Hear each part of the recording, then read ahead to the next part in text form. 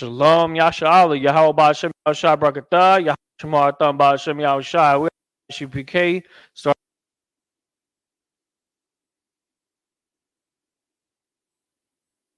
here to teach the truth of the Bible for the Native American Indians, their real culture and history according to the scriptures. Class is the LASHAWAN QADASH class. It's an Isupk San Antonio ancient Hebrew class, which takes place every. What we come in here and do is that we come to practice the ancient Hebrew, getting more our language is the whole entire purpose of what we do here. In fact, when we started off the class, we started off with the greeting, Yahweh, Bahasham, Yahweh Shai Brakatah. While waiting for my students to get here, I want to go ahead and write that on the board. So when we write that in the ancient Hebrew, we obviously write from right to left. All right. Yahweh, Ba, Ha, Sham, Yahweh Shai.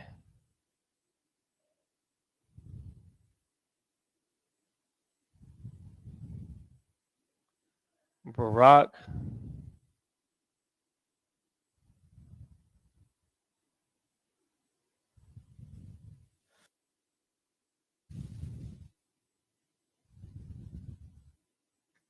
Thumb. Now I'm gonna put these connectors in here just to help you piece it all together. Yahweh, Bahasham, Yahweh Shai, Barak, a thumb. This is our greeting. What it means is, and of course, when you're reading it in Hebrew, you're reading it from right to left, but obviously English is a language that most people speak here when they're learning the Hebrew. And so I'm going to actually write down what we're here, right?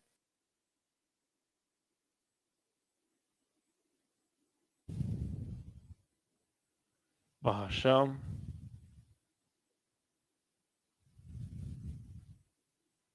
Shai.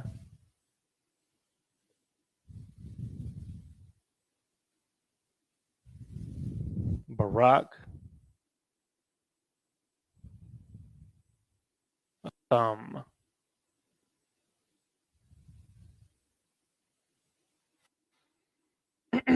Now, a thumb, there's two different variants that we use, just to kind of go over that real quick. Tha and a thumb. A tha is when we're referring to one person. If you're saying this greeting to one particular person at a time, Yahweh Ba'Shem Yahushai Brakatah. If you were the one being addressed by multiple brothers, like during the Sabbath service, when we come up to have a reader, the reader will say Yahweh Ba'Shem Yahushai Brakatah because he's speaking to more than one person. The ma that's added at the end of the phrase a thumb, which means you, plural, is what makes it that way. A tha is the actual word for you, right? So that's something to keep in mind. And I'm just putting this together on the board just to kind of give you an idea of what we're going to start doing in our upcoming classes. We have a criteria that we are going to start implementing across all of Texas with the brothers that speak the Hebrew and, of course, teach the Hebrew classes in our different zones. And sentence structure is going to start becoming more a part of, obviously, getting into more advanced topics is what we aim to do eventually. But in order to get to that point, we also have to understand how words affect other words, like nouns and verbs, how they are pieced together to form in Hebrew, which obviously is going to be a lot different from English, given that one, we're reading the other direction, and two, words are technically put directly together as opposed to English where every word is on its own. Some languages actually do this, Spanish, which kind of puts terms together based off of things like possessive adjectives or, you know what I mean, grammatical concepts that will be introduced as we go along. Yahweh Ba'Shem Yahushai Barak is the greeting. So shalom to the 12 tribes of Israel, which of course would be your Negroes, West Indians, Haitians, Dominicans, Seminole Indians, are saying Colombians, Cubans, those of North Central descent throughout the Americas. Uh, shalom, y'all, from the 12 tribes of Israel, if your forefathers come from these lands indigenously, because, of course, when you go into the history, we break all of that down to help pinpoint the tribes that make up the 12 tribes of Israel. And then, of course, the artifacts that you see across the globe and across the United States specifically, where you see even some of the oldest forms of the Hebrew. You understand, with the hieroglyphic characters that make up our language. Today, what we're going to do is we're going to start to expound on our vocabulary a little bit, and we're even going to go a little bit into building some very basic 2, 3, 4 word sentences, right? Um, and that's what we're going to do today. Now, before we do that, we are going to do a recap of the alphabet. And so, the brothers that come in, what we're going to do first is I'm going to drill them on the language to see if they can recall the alphabet. And ba. Let me try this other one. This one's acting a little bit faded. Ba, ga, da, ha, wa, za.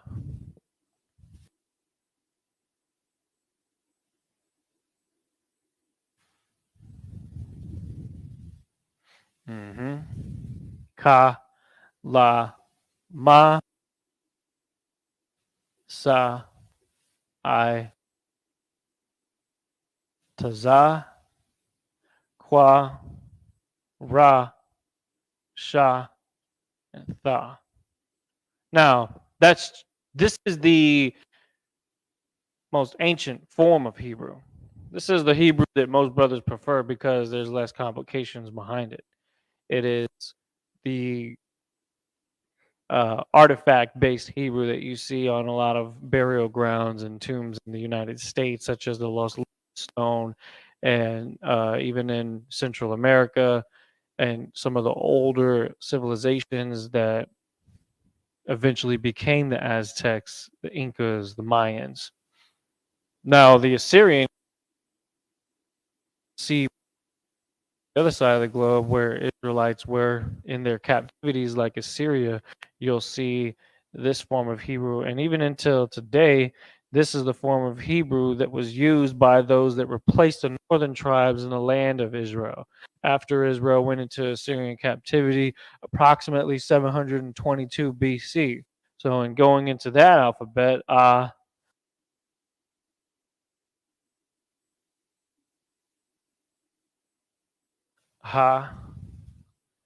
wa, okay, za. I'm kind of attacking it the same. I'm going to try to line these up to where these lines match. Ha, okay. Ta, ya.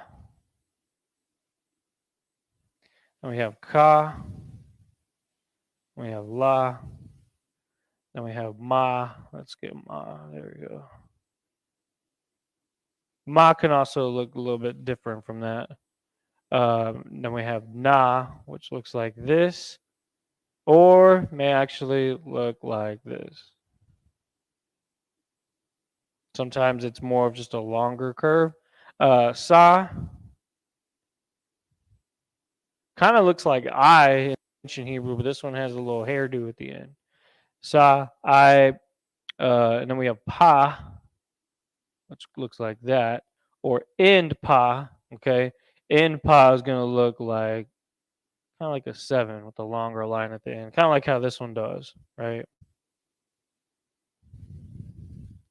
Pa, and then we have to za, end to za, which looks like this. All right, qua, ra, sha, and then last but not least, tha. Right. I kind of want to box these in so that they're. Oh, I had forgot about Ka. That's my fault. Whatever. Ka does look like this though. Um. So what I'm going to do is I'm going to drill the students on whether or not they can write the alphabet off the top of their head, because what that does is it shows they've been studying, right? Because what's the point of going to the practice the Hebrew? You're not going to commit it to memory. Committing it to memory is what's going to actually get you to the point where you're able to read it, just like how we were taught English growing up. You know what I'm saying? Which took a lot of repetition, it took a lot of practice. And that's the whole point of why we do this. Bear with me 1 second.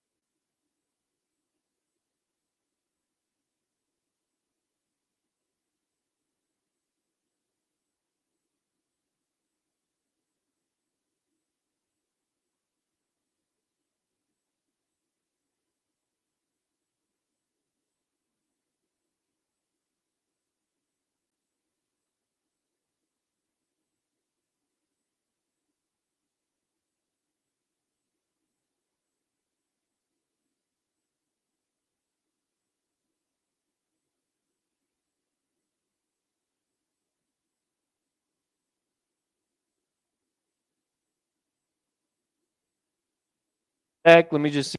The audio's back. All right, cool.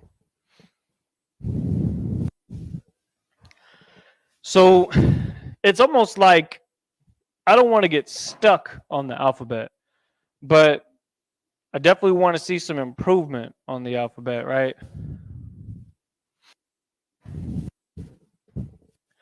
I do want to see some improvement on the alphabet. And so now that we've starting to see the characters a bit more often, because we've been having classes pretty consistently every week. Now what I'm gonna do is I'm gonna drill y'all on random words or random characters, right?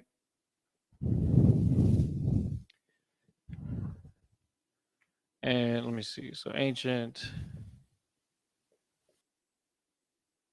go the ancient on the left.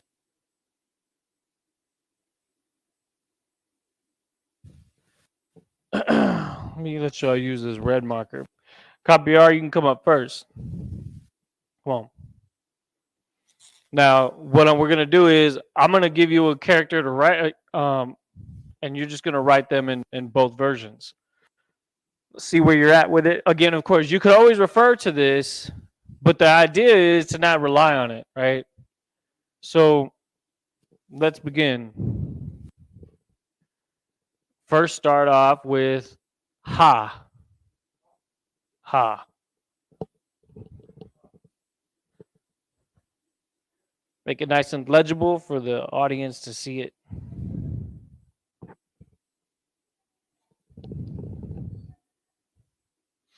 Yeah,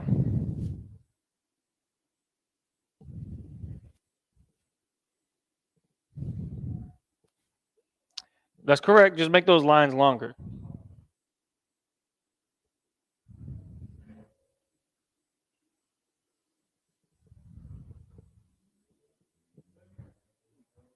Yeah, because technically those lines are all the same length.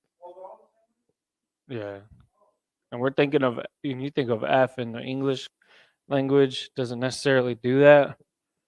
But that's not what this character is. All right, go ahead and erase that. That's good.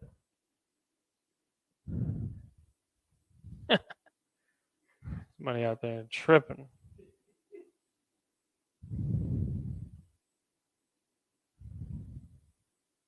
Now we're going to get the character Za.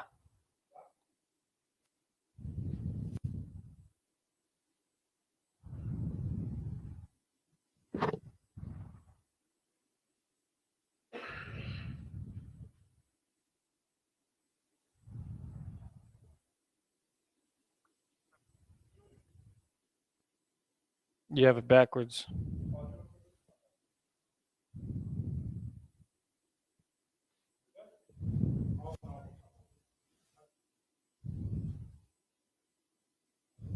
Yeah, right now in the Assyrian. Nope. Nope, that's Sa, and that's not the Assyrian.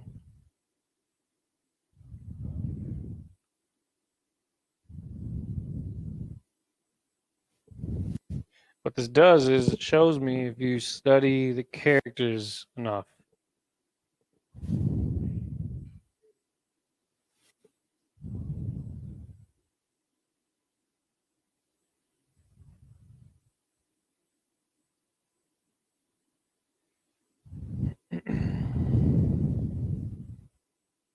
Yep. Like I said, you could use the chart on the right to help out if you get stuck. All right, go ahead and erase that. Let's do a couple more. Now go ahead and do the character Tha.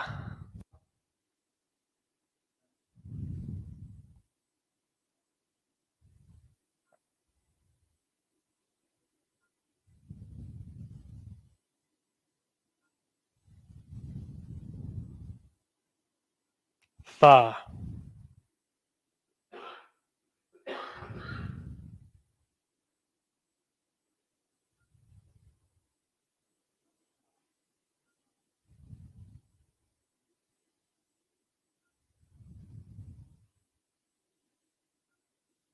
I'm just sharing the class on the different groups. So shalom to anybody that's tuning in. Of course, y'all can practice right along with us. If you get a notebook and paper, nope.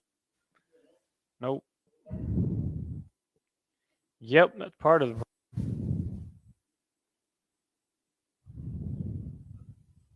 Yep. Now that would be correct. Now, what does the Assyrian look like? You know, your characters on your iPhone may look like that, so I'll take that.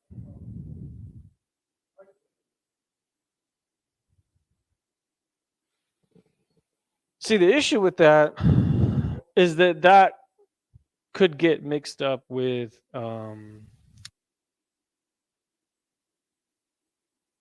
have the connection at the end, right? But yeah, more or less, that is pretty much what it looks like. Go ahead and erase that. Now let's get the character Nah.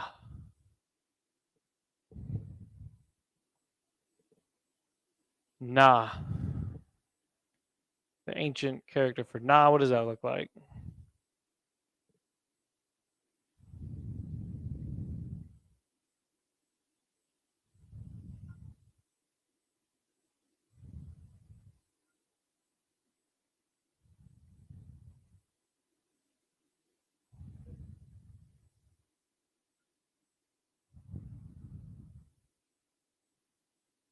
Nah. Audience, just keep in mind that the characters are on the right side of the screen.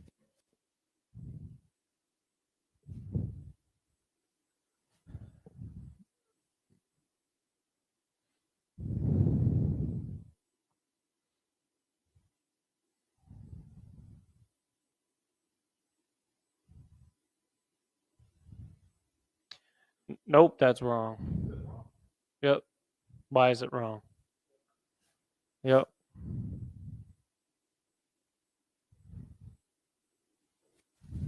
hmm Now, when you're writing the ancient form, make that curve on the top of the Y, make that sharp. It's not necessarily supposed to be curvy like the letter Y, because it's not the letter Y, it's the letter Nah. Yeah, go straight down. Yeah. And then, like a triangle, you're going to go up, almost like it's a sharp character. Yeah, and then go like that. See, that looks a lot much better. All right, now what is the Na that's the invariant? It's the Assyrian invariant.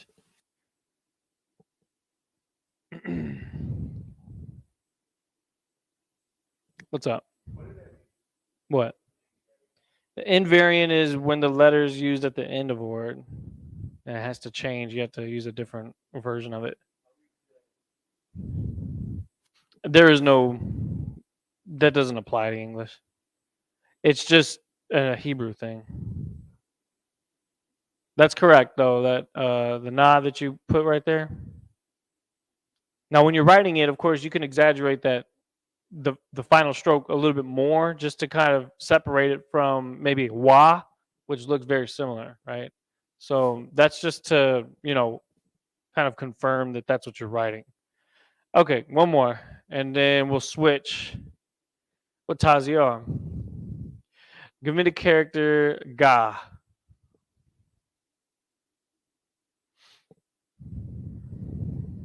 Ga.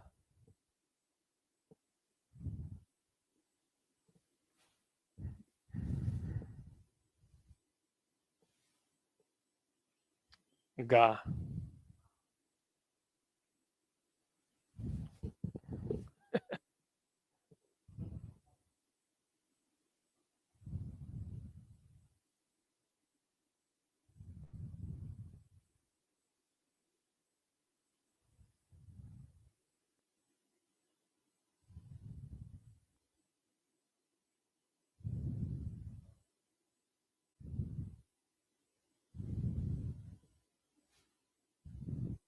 Ga.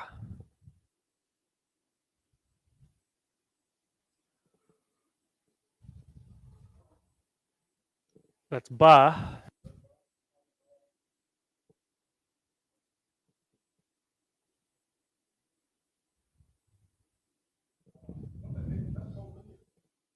Ga.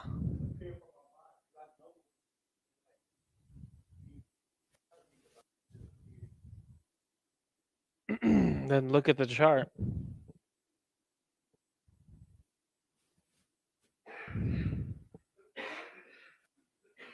Ga. Yeah, more or less. And then in the Assyrian.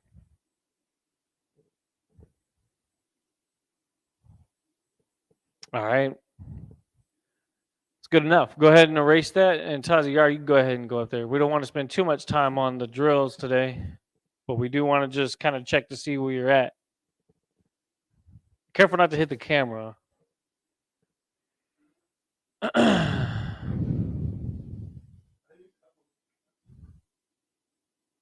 All right, that's enough. First character is Kha. Not, remember I said Kha. Like,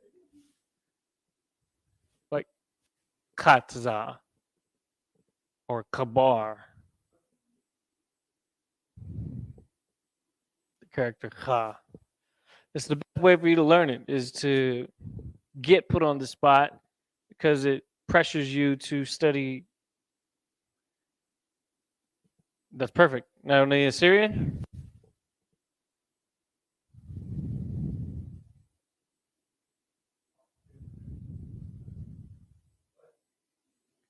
again, Kha in the Assyrian.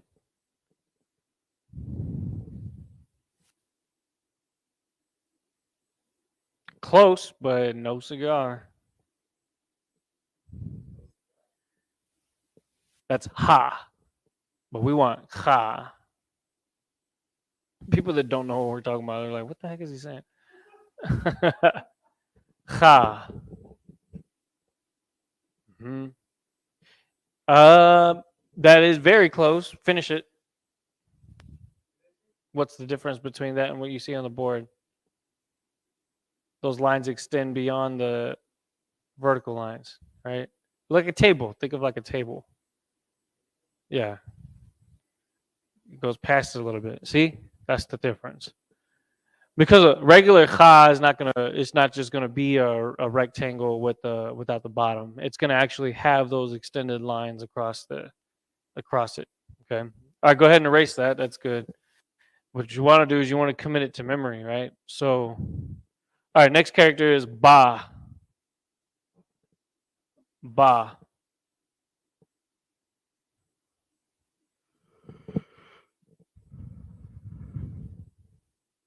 Ba. Hmm. Yeah. All right, now in the Assyrian. Hmm. That one's a bit tricky to remember.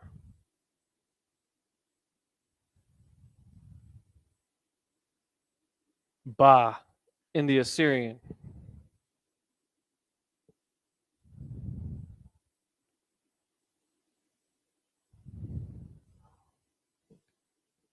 Look at it.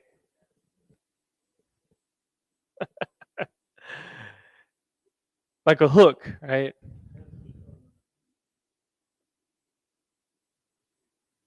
Ba.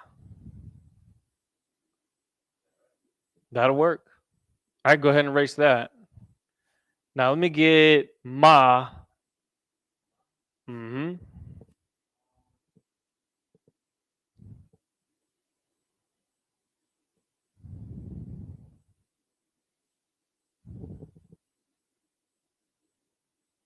Perfect. Now in the Assyrian.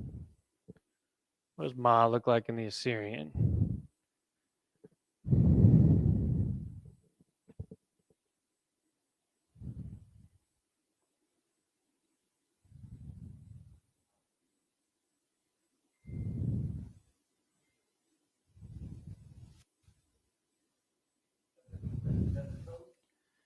Ma.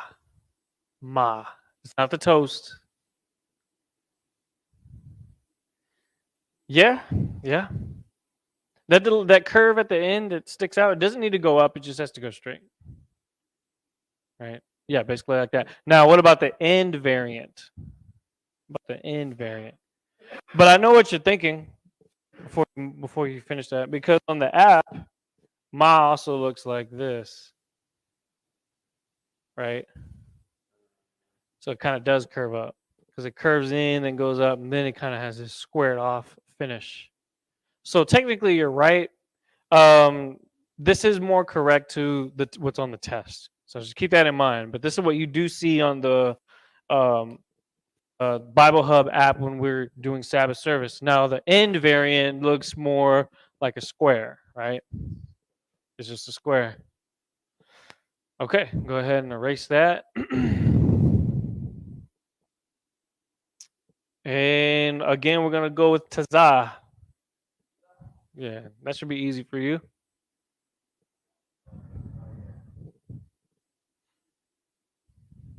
hmm It looks like a T and a Z put together, right? Tazah. All right. Now, what about in the Assyrian?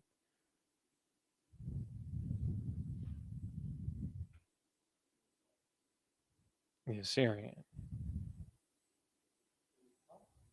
Tazah. Now that's yeah. That looks more like a Yah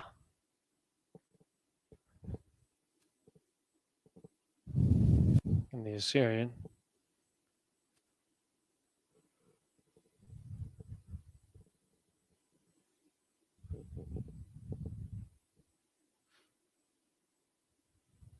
If you need to look, you can look.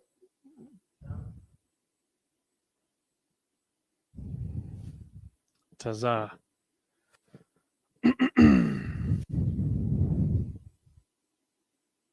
hmm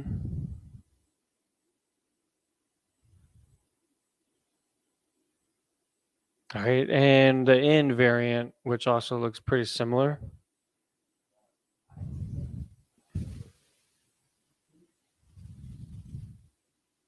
hmm And again, for the end variants, everything other than the ma, which is just a square, you exaggerate the line that's drawn. It's tall. It's a taller character. Yeah, it would just continue.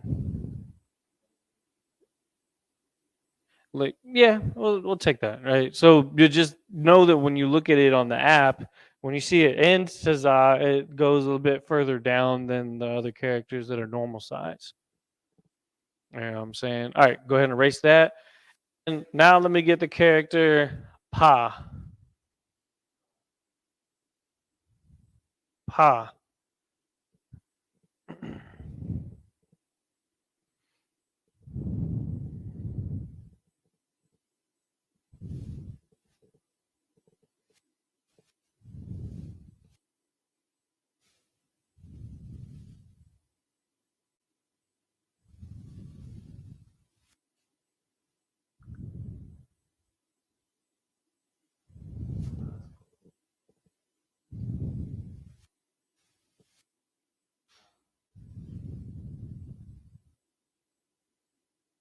Go ahead and look at it. Pa.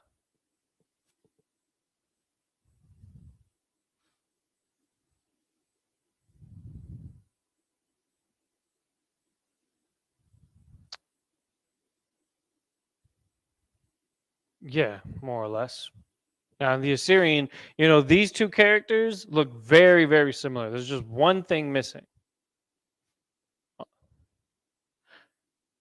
It's actually the hangman part, the little crane, right? Think of like the claw on Toy Story when the little green dudes are tripping.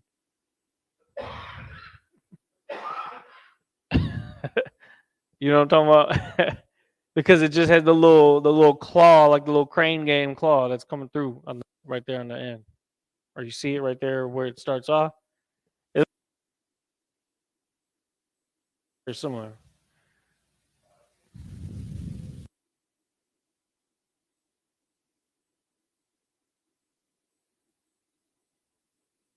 That little claw. Now the end version is basically the same thing, but instead of the bottom line curving under, it just goes down straight, like with the exaggerated line length. Right. Maybe a little bit long. Like I said, you want it to be technically you want it to be bigger than your other characters. That's kind of why I drew it like that. Yeah, like that, basically. Just to get you used to it. All right, one more, and we'll call it for now. Now let me get. Let's get an easy one. La. Mm-hmm. La.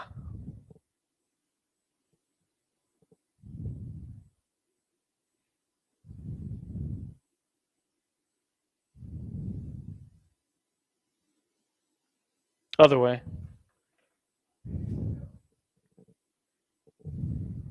All right, now in the Assyrian.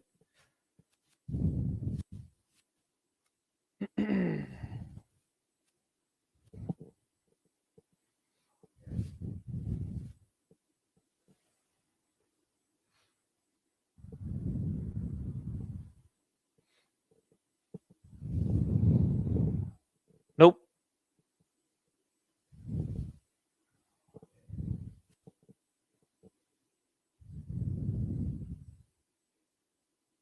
There you go. That works. All right, you go ahead and step away from it.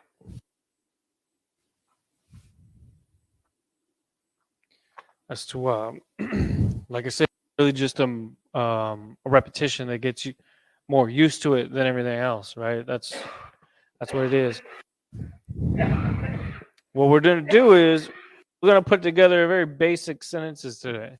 Okay, we're not gonna go too crazy into it, and then we'll circle back, and then we'll finish up the nations in the next Hebrew class.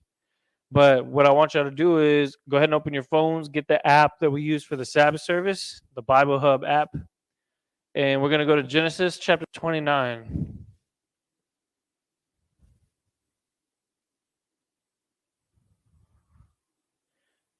Yeah, Genesis chapter 29, verse 11. Genesis 29 and 11.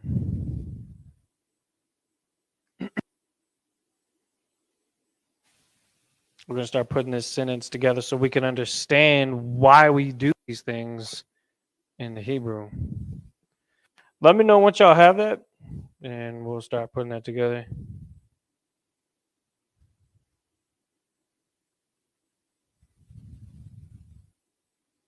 Let's see here.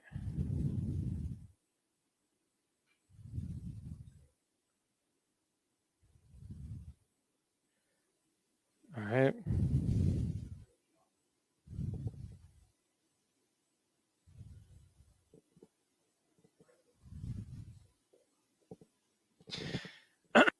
So what we're focusing on today is nouns and verbs and how they affect each other.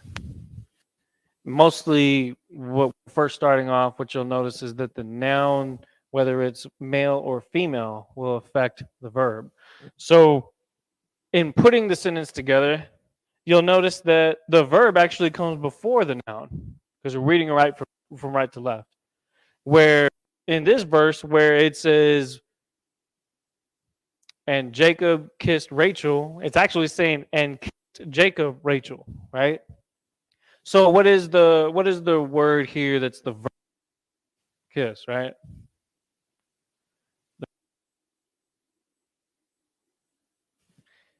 Jacob's going to kiss Rachel. Now, we'll clarify exactly the definition of what's being used here as we go through this and put this together, right? So, and Jacob kissed Rachel. So the word here is wa, ya, shak, right? Wa, ya, shak. The word kiss, let me see. I believe the word kiss is na, I think it's nashak.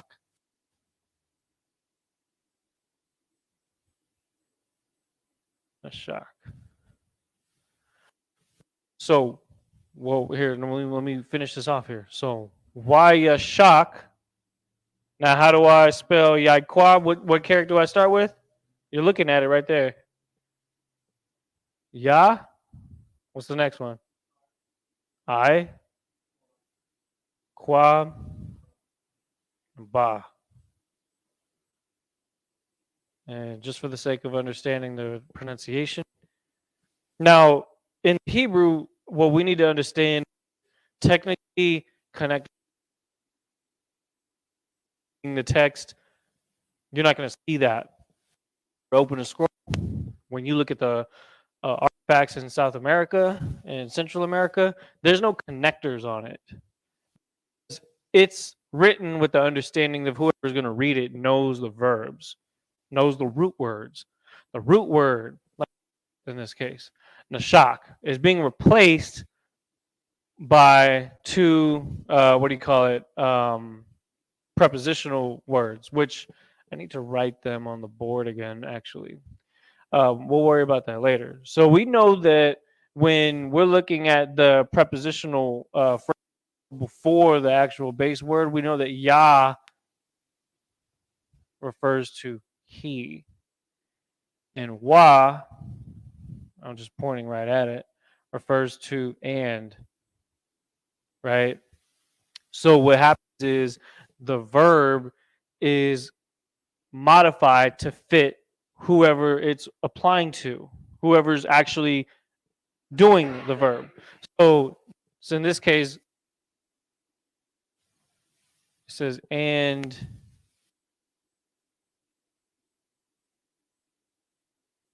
that's what it should say. It says and kissed, but in essence, is what makes he. Now finishing this phrase, what is who is it that he's embracing? It would be Rachel, right? It's Rachel. Okay. So how do I spell her name?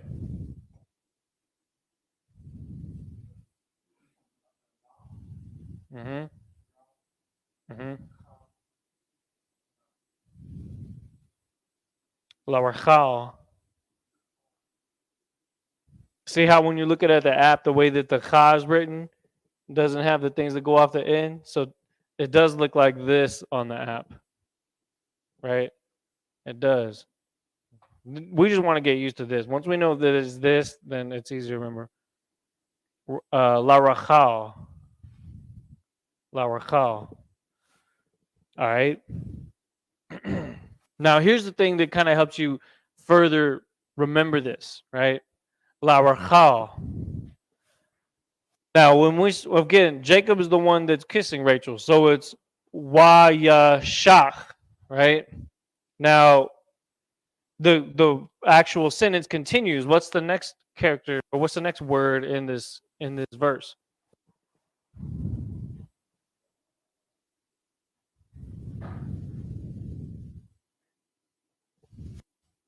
Just continue with the verse, and you'll see it.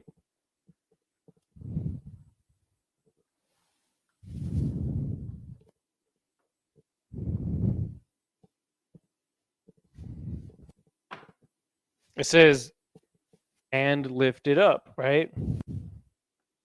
Simple enough.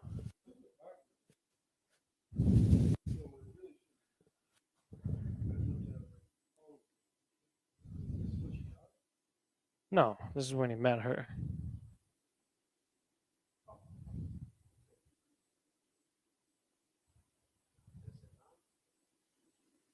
So how does that go? What I'm doing is I'm just getting the base word real quick. Lift. H-I-G-K, yeah.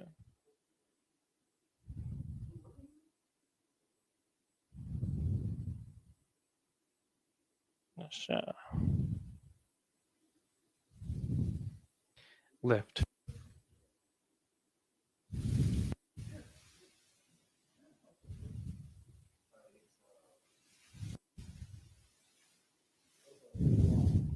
So here's what you got to understand.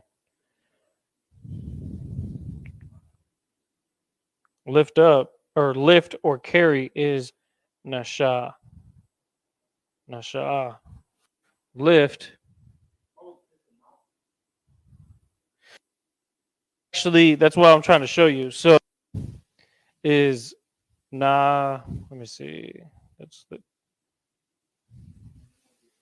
What I want to do is I want to show you the base word so that you can. It becomes what it is.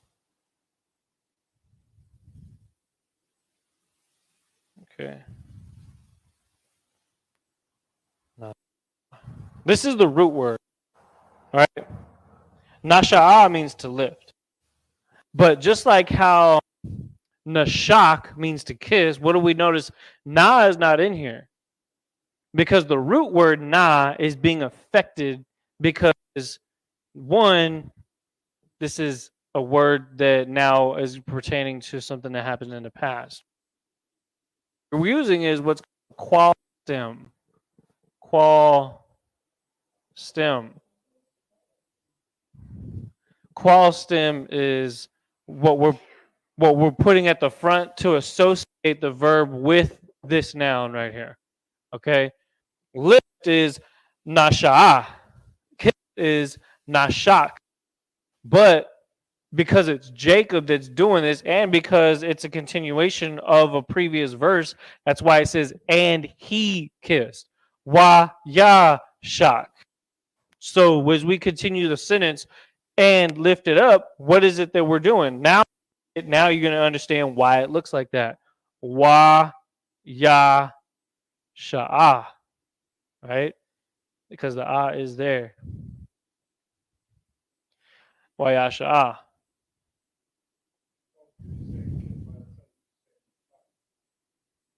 By itself, yeah. We're keeping it real simple, right? Keeping it real simple because we're just using this particular example. But there's other versions of this word that we would use if it's a different situation. Like if you're literally talking to someone and you're asking a girl if she could kiss you or if you could kiss her, that obviously will start to change the way the word is modified based off of, the time that it's being said, whether it happened in the past, whether you want it in the future. So again, the whole sentence is Wayashak Yaikwab La Rachal Wayasha'ah. Right? And now you understand why this is modifying this word. Now, of course, this is the part that's tricky because why? Because this is a word that we don't have is Nasha'ah. That's a new vocabulary word. Those are the kind of things you definitely want to take note of.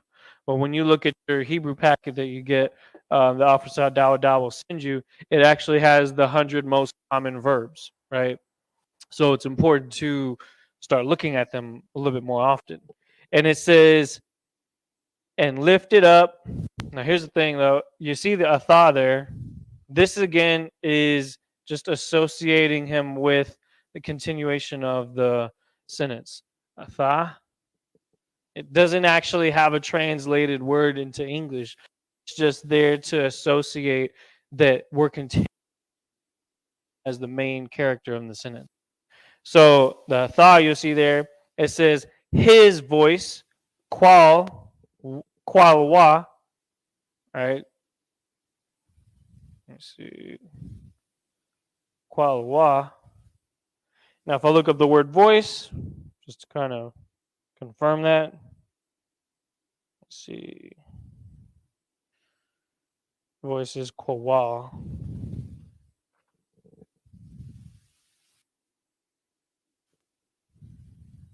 his voice. And here's the possessive adjectives. These are the ones that go at the end of a word that associate it. Now it's his voice is possessed by him. Possessive adjectives are added at the end of the character. So if the actual root word for voice is quawal, right? That's what voice is in the Hebrew language, quawal.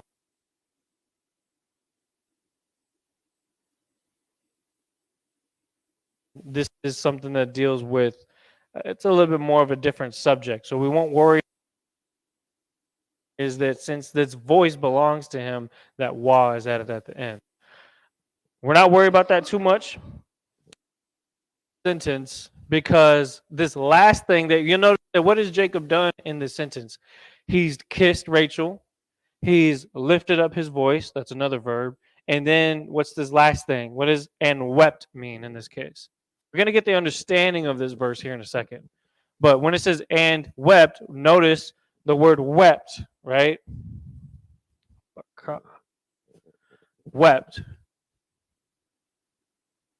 is baka. Baka. But how is it written in this sentence? And wept. Read that, Copier.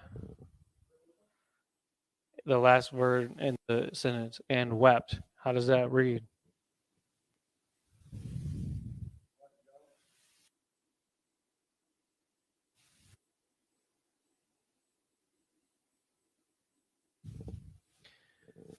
This is an opportunity for you to see how the Assyrian kind of changes things, right? We know that ka normally looks like this in the Assyrian, but we're using a ka at the end of a word. And because that's the case, ka then has to look like this right here, right? That's what ka looks like in this case because it's used at the end. That's why I call it an end ka, right? So there you have it again. And he wept. Baka. We're just taking off the H because it's no longer needed because now the root word is being changed to accommodate somebody, right? Wa yabak. And he wept. So every time that you read a sentence in the ancient Hebrew, like during service, whoever the subject is of the sentence, you're going to see these words modified to associate who's doing it, right? And that's what you're seeing in this sentence right here. So again, and he kissed, basically it says, and he kissed Jacob, Rachel. What does that mean? And he kissed Rachel. What does that mean? What do you think it means?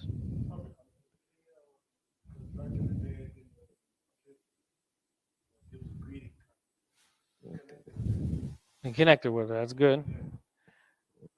I was breaking this down with Officer tells Doc. It's funny because if you go to verse 13, it says that Jacob also ran up to meet Laban and kissed him too. So obviously, kiss in this sense isn't like a kiss when we think of like in a romantic movie or some shit like that, right?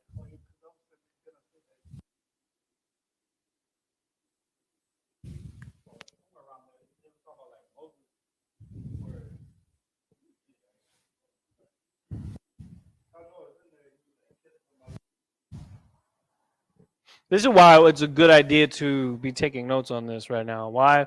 Because we're going to be reading this in the Sabbath service in the next few days, either tomorrow or the week after. And it shows Genesis 29 because we're almost in Genesis 29. So now when you see that during Sabbath service, you should be able to read this pretty easy because now you're seeing how it's being broken down. So Wayashak, Yaiquab, La Rachal, all right? Wayasha'ah, Atha, Kwalwa, right? And then and wept, which Wayab.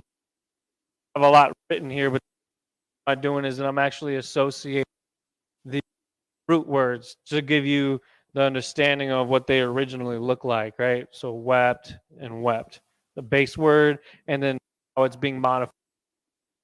And we're also going to give you some examples today.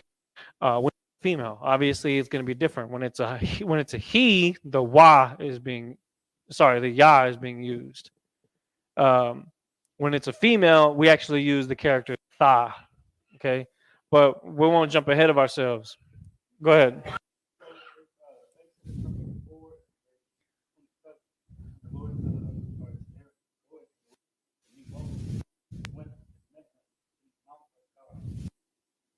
So what's that saying? Now, of course, white man takes everything literal.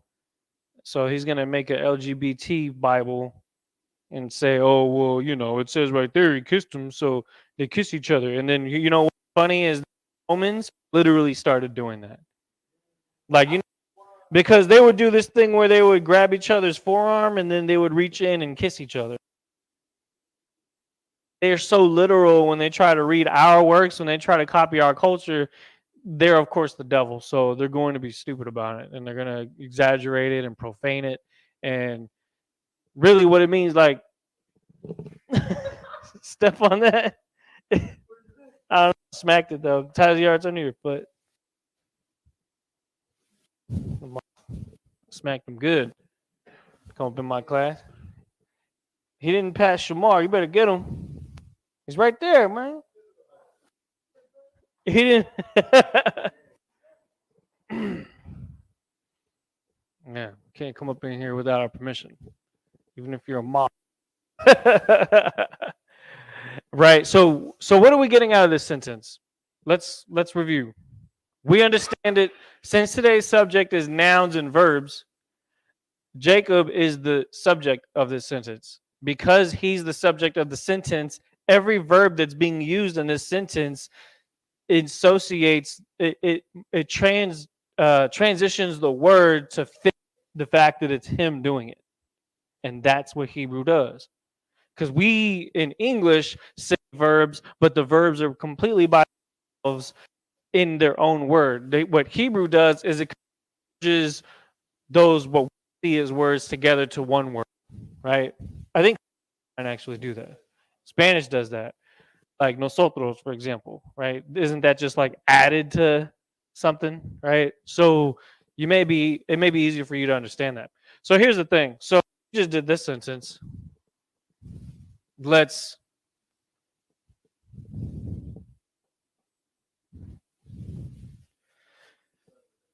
go ahead.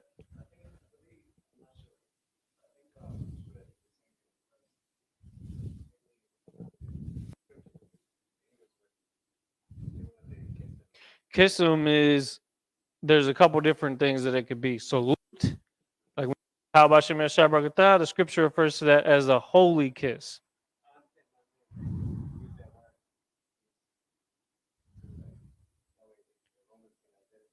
Give me Romans chapter 16, verse 16.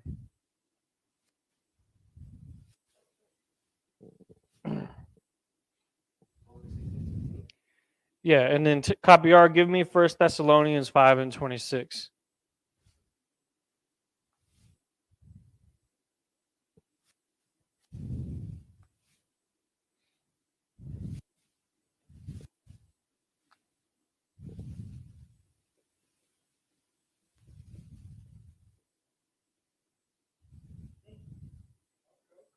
Go ahead and read what you got first, Talia.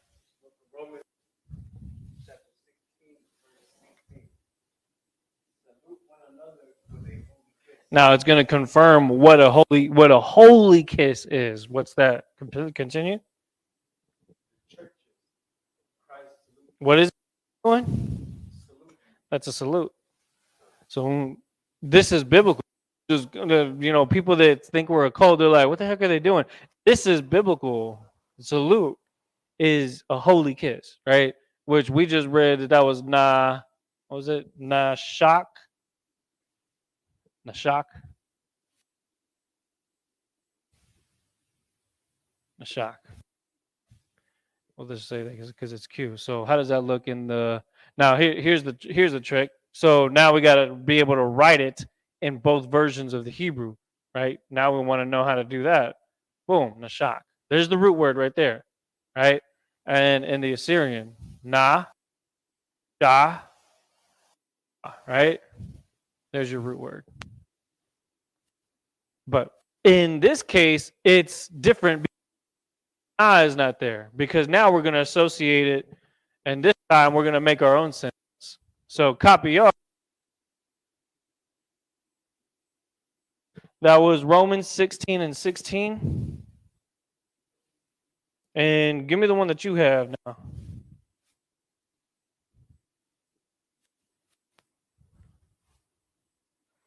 You know what? Give me First Colossians 16 and 20. No, give me that one too.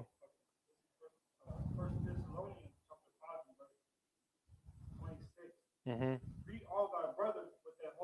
With a holy kiss. Now that's not homosexual. Why? Because it would go against the Old Testament for a man to show some kind of extra affection that you would give to a woman, right? So the concept is different than back then, right? Because our people weren't in the habit of dating women and having a girl is what, like some kind of drama show, right? And sitting in the audience and smooching and shit like that, right? It wasn't our culture to do that unless it was someone we were already betrothed to or espoused to. But kiss in this sense, and we just read in Romans 16 and 16, salute one another with the holy kiss. The churches of Christ salute you. So we know that a kiss in this case, especially a holy kiss, would be a salute. First Corinth, is that Corinthians? Yeah, 1 Corinthians 16 and 20. Go ahead with that.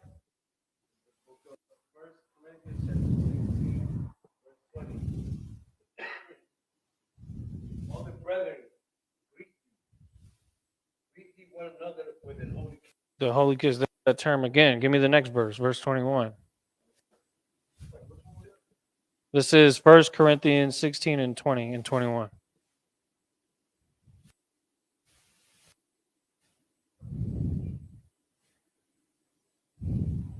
All right, go ahead and give me verse 21. Verse 21.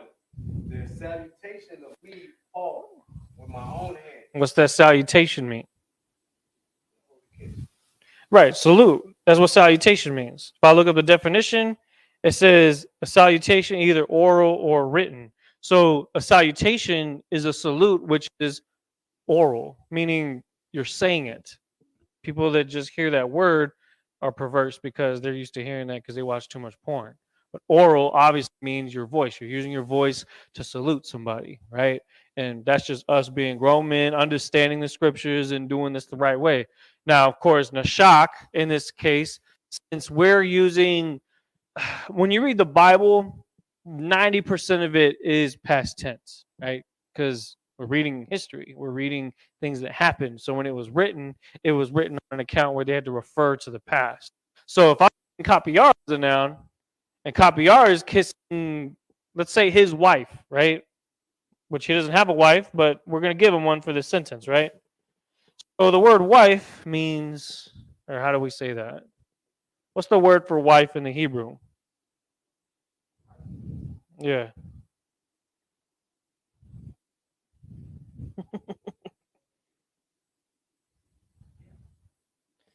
I'm about to get it. Don't worry.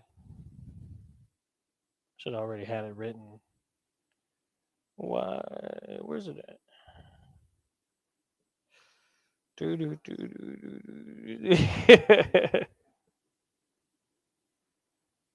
Oh, I'm tripping. So, let me see.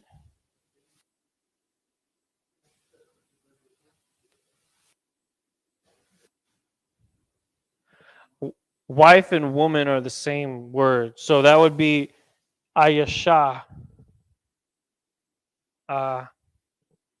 Yeah. Or Ayash. Ayasha.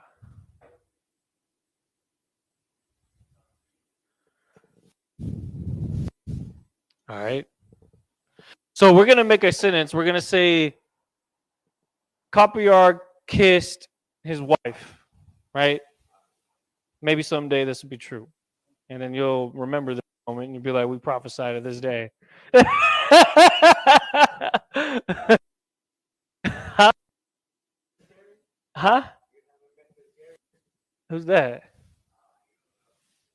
Oh, well, the club. Oh, that was a different embrace. Kapiyar, right? Now we're gonna write some Hebrew. Boom. Ka. Get that little crane, right? Pa. Now we need a ya, right?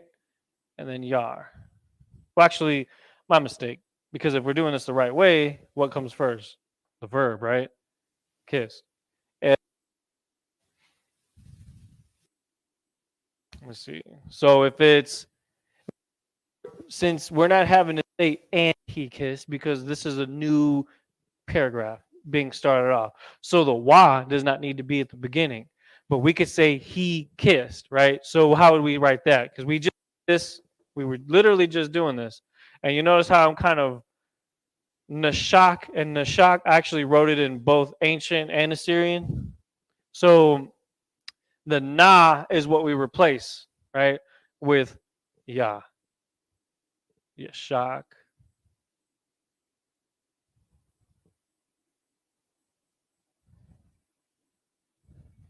He kissed. And then copy yar, right? All right.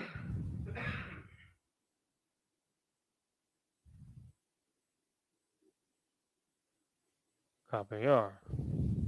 All right. Now, here's the trick part. Using this right here, how do we say his woman? I'll give you a hint. This, the ha at the end gets replaced with one of these. Now, why is that? Why is it that there's a ha at the word woman? Think about this for a second, because this is giving it away right here. Woman is a feminine word. I would hope so. So the possessive adjective at the end of the word is going to be ha anyways. But since this woman is possessed by somebody, meaning she's somebody's. Now, of course, when you're a woman, this is the word that's being used. When you're somebody's wife, then this woman belongs to somebody, right? So forever be assumed to be his wife. So it would be Ayash wa. So it would be a yash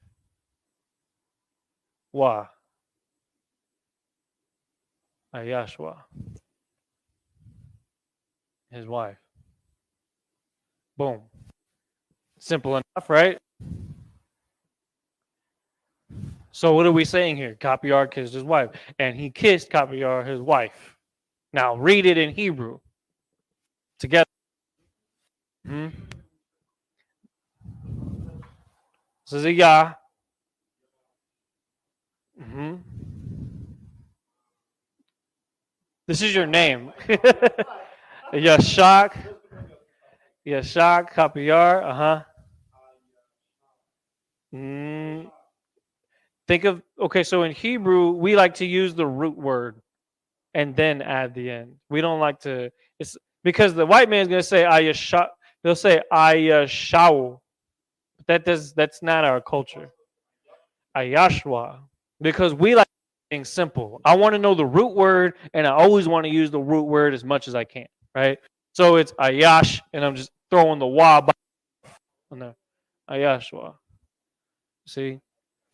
All right. Since this is your sentence, Kapar, now I want you to come write this sentence in the ancient Hebrew.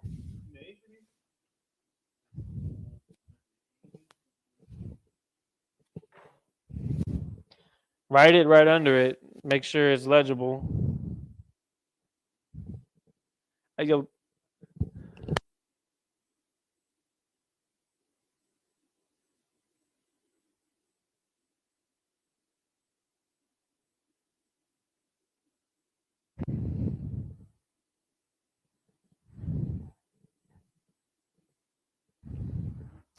Ya. Now you need a sha. Oh shit. Now you need a qua.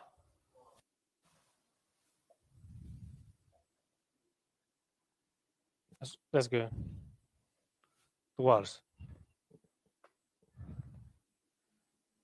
You can use the connectors if you need to, but you know it's not required. As long as you know the word that you're putting.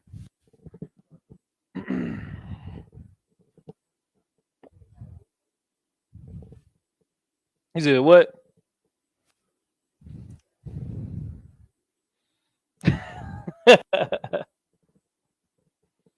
Oh, sign Christ. Separate that word from the other one. Give it a little bit more space. I don't want people to think that's part of the same word.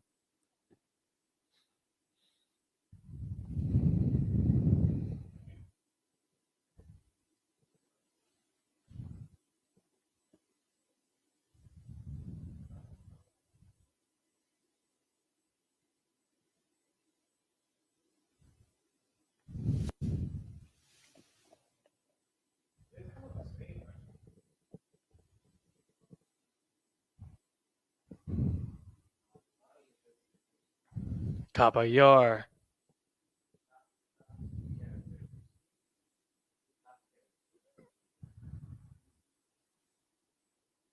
Kapaya. Get a ya in there. See, the practice is what's going to make you sharper with the language, right? Ra. You know what Ra looks like. Come on. Kapayar.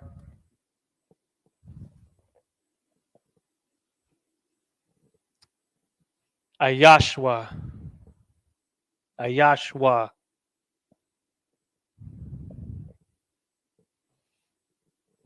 Now, if you're not taking notes, I want you to take a picture of that.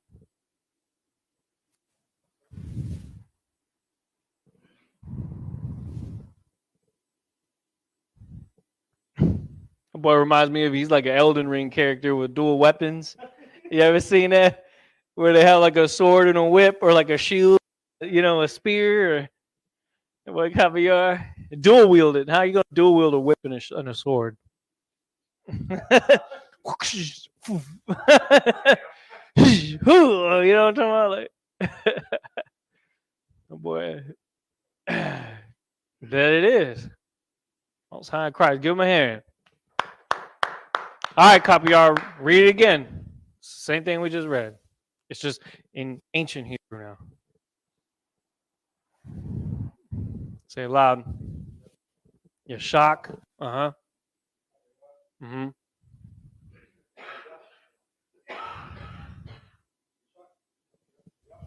Mm-hmm. Yeah, that's how we can come up to each other. That's how we come. Right, but instead of you actually doing the salute, this is you writing down what you did, right? Which is what the Bible really is people writing down things that happened, things that they did, things that they said, right? That's a whole lot of it.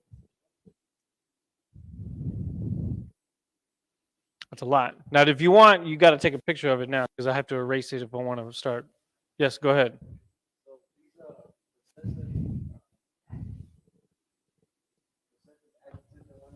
Yeah.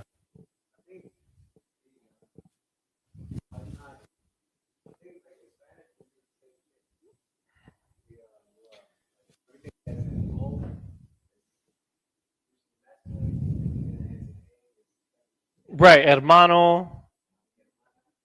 Hermana means sister? Okay. Okay. Amigo and amiga. Right. Mm-hmm.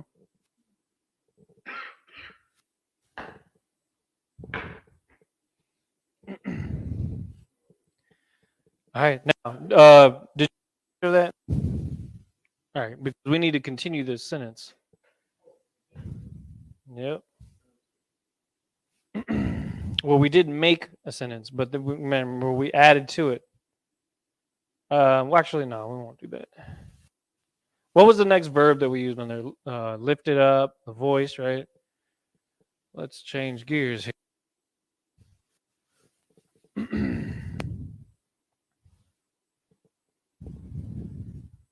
Give me Genesis 28. Let me see what verse it was. What time is it? We got about 10 minutes. So we'll do one more sentence. Genesis 28.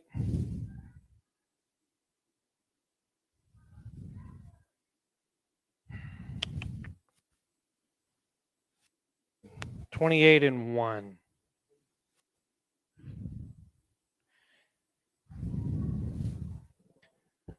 Genesis 28 and 1.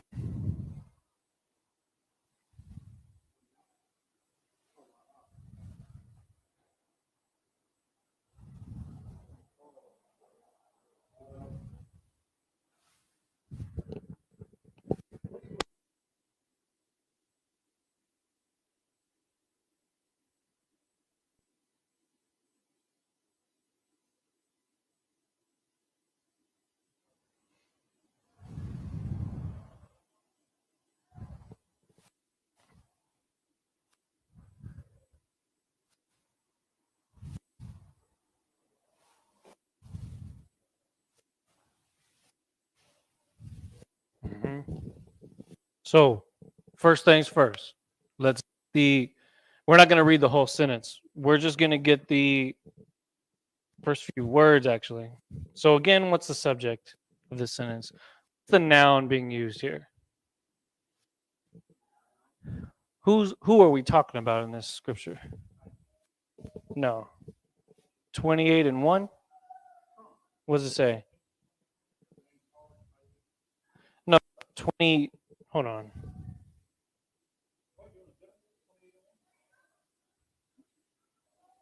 Oh, my bad. Give me verse 7. 28 and 7. Sorry.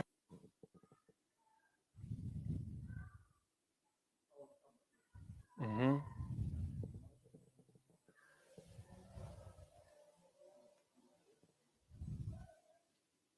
Perfect. So we know that in the subject in this verse is Jacob, right? So what is it? What is the action that he's doing? Obey. All right.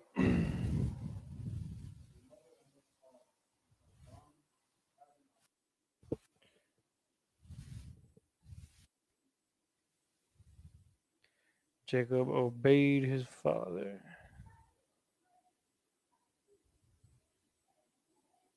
Catch up with you.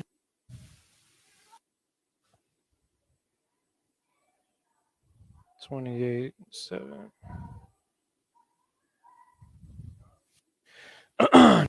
The sentence starts off with the verb.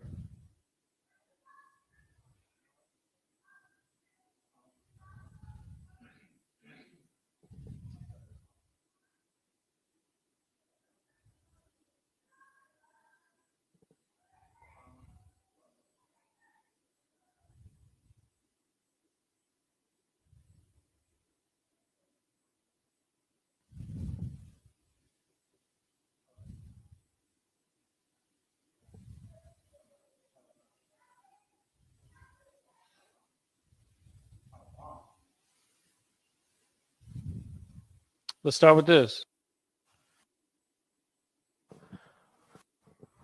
So what's the root word here? Obey. This one's easy because it's from its original form. Obey.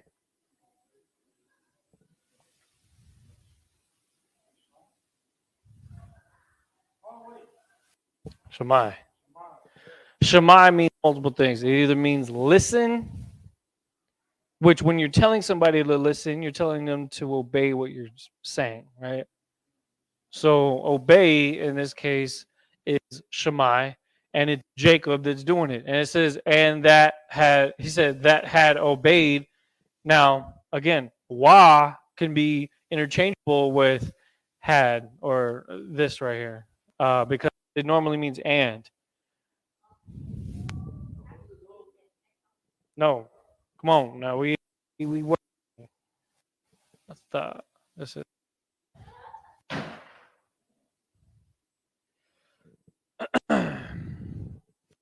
his father.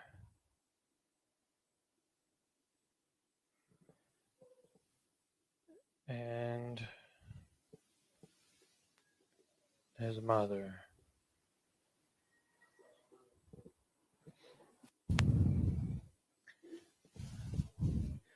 So again, Wayashemai Yaquab. Now, the next thing that we're doing, since we're not dealing with the verb from here on out, we're actually dealing with other subjects that also are associated with him, meaning his father. We know the word father, the base word for father, it's right there. When you look at father, Abba, Abba,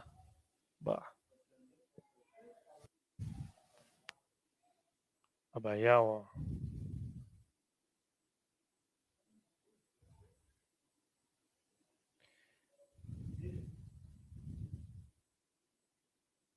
Abba Yahweh. Now, of course, technically, if you said Awa, that would also be correct because wa is really all you need to add here. Abba Yahweh is just kind of the formality of it. Case. Mhm. Now, again, sometimes you see the wa being used when it's coupled with a word that means and, right? And he obeyed or and he kissed, like we saw in the previous example. But when and is by itself, it's wa'al, right? Which we're going to see that a lot when we're in the Sabbath service. Wa'al. Wa'al means and. So we've done Abba. Now we need to do the add word his mother. Now, how do you know? How do you know that I was right when I said this? Abawa is technically all you have to say, so it is correct that Abayawa is just how it's written here in this translation, right? Um, the word for mother is what? Abba means father. Ama means mother, right? Think Abba Bivens, one of the founders of the school, right? Ama means mother. And so since it's Jacob's mother, we're simply just adding a wa at the end, just like how we would normally do, right? Amawa. Now, again, what Esau is going to do is they're gonna modify the word to where it's now amao, which is just stupid, right? That's not how we do it. So it's amawa. Uh huh.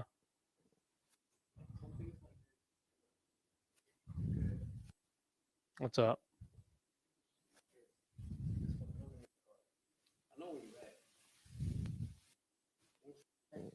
You talking about ma? Right, because when you look at the test, what does ma? Go ahead and pull it up. Pull it up.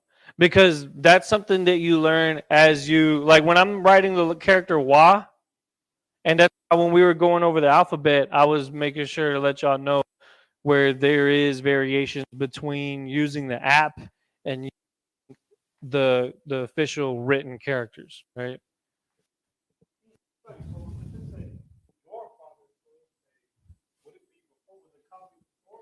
Remember when you were writing and we looked at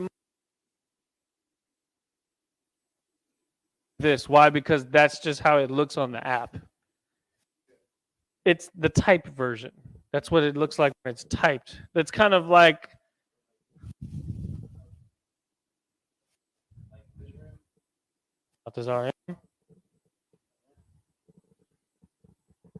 yeah. Now go to the alphabet.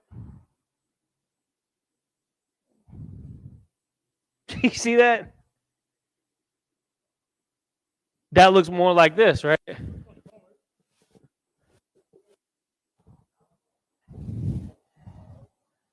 The main thing is to know what it is, right? So that's just something that you get used to as you see it more often.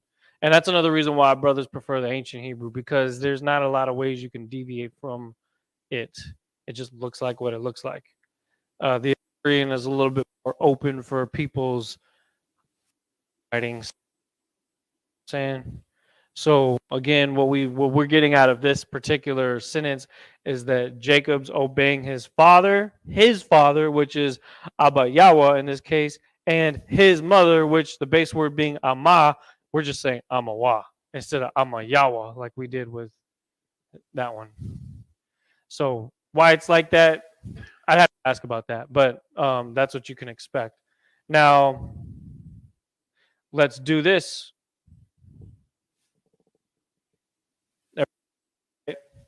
Let's read this again. Wayashamai, Yaikwab, Abayawa, Wa'al, Amawa. All right. Now, I'll do this one since we're pretty much right there. Um,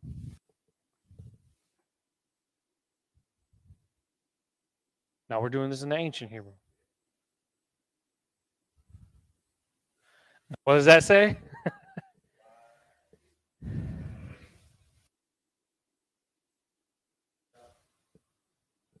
Mm-hmm.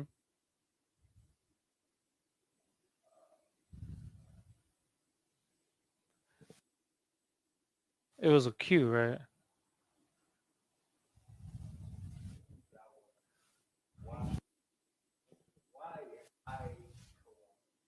Yeah.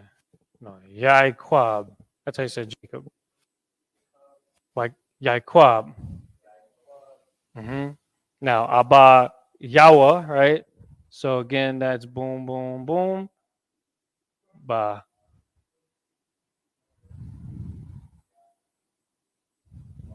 right? And then, right? And then, ma,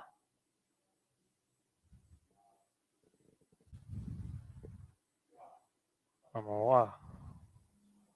Boom. You see how quickly I was able to do that? Yeah. It is easier because it doesn't really divert much from its original form, but also because, and that's the reason why when we do our drills, we're doing both versions at the same time. Because what I want is to be comfortable switching from Assyrian to ancient whenever it's needed. Right? Syrian, of course, Sabbath service, we're going to see that a lot. Ancient, because why the hell not? They're both ours. They're just different dialects, basically.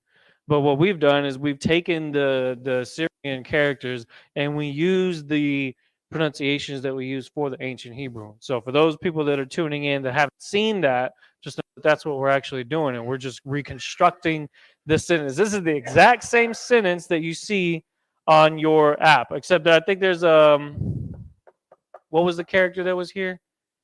Doesn't even need to be there. It was al. It was a and la. It was this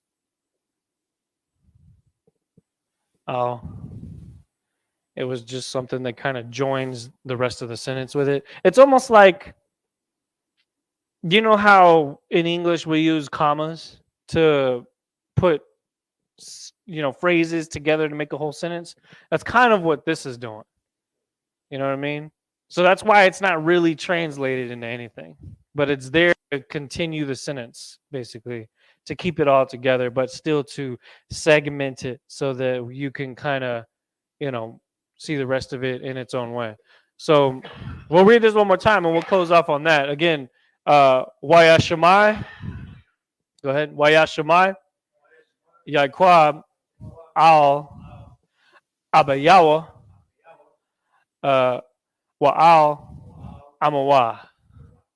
We said Jacob and his mother. There's more to that sentence, but we just needed that to show you the lesson. So what we've done today is we've taken two scriptures. I have another scripture to go over where it uses a female, and we'll probably just start next class with that. But basically, again, what we've done is we're looking at nouns and verbs, and we're seeing how verbs get affected based off of the noun. So we're going to continue on this next week so that we can start to, get a better grasp of how sin. All right. With that, and conclude our ISUPK San Antonio Hebrew class for Friday. All right. So with that, Yahweh Ba'Shem Yahushai Brakatah, Yahweh Shema Atam Ba'Shem Yahushai. Shalom.